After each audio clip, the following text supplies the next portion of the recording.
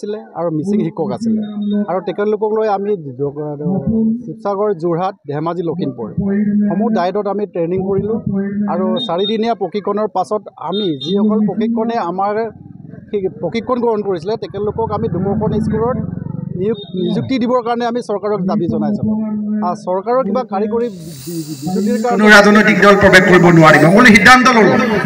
মিচিং আগম কাবাংগ বাংকে কাবাংগ দুপুঞ্জুল আপুনি সিদ্ধান্ত ল'লে লোৱাৰ পাছত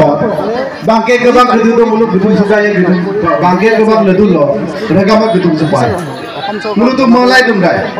আমি অদম মুলুক আমি গণতান্ত্ৰিকভাৱে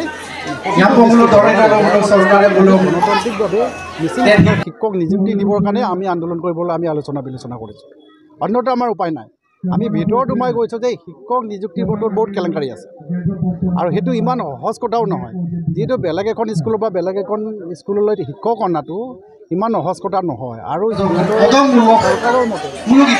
টিচাৰ হ'ব নোৱাৰে আৰু আমি আমাৰ যিসকল মিচিং চৰ্চা কৰি আছে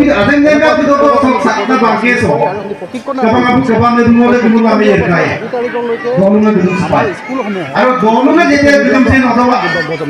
সরকারে দিলে মা সব জাতি চাই অপুঞ্জা বাবা সাম আগম সম বড়া